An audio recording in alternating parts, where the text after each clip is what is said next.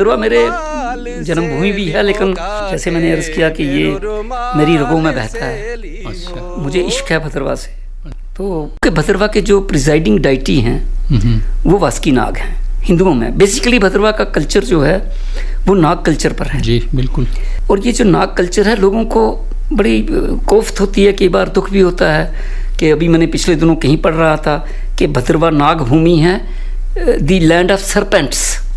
तो बड़ा अजीब सा लगा कि मतलब सरपेंट्स कैसे, यहाँ कोई सांप नहीं है, हम लोग ही हैं, सांप तो नहीं बसते, या कोई जहरीले सांप नहीं है, ये तो सांपों वाली कोई बात ही नहीं है। बिल्कुल नहीं। बेसिकली जो नाग थे, ये महाभारत टाइम्स में उस किताब में बड़ी वाज़ेह करके रेफरेंसेस दे देकर, तो नाग एक ट्राइब थे, एक कबीला था। अच्छा। हिंदुस्तान में और भी कबीले थे, पिशाच थे, देव थे, किन्नर थे, यक्ष थे, वैसे ही नाग भी थे। तो इन नागों को अल्टीमेटली जैसे फाइट्स होती हैं, उस कल्चर के कुछ हिस्सा यहाँ भी आया, तो उसकी हिस्ट्री। जो कंसेप्ट नाग का है वो गलत है। हाँ, नाग क्या था कि देवर सांप पूजने वाले थे। अच्छा। देखिए क्या होता है कि अभी भी हमारे टोटम्स होते हैं, जैसे अमेरिका का अभी ईगल रखी है उन्होंने, गोल्डन ईगल रखी है। बिल्कुल ठीक है। वैसे ही हमारे यहाँ भी इंडिया में क्या था, वो ट्राइब्स का वक्त था ना, तो उन्होंने कोई ना कोई एक टोटम रखते थे।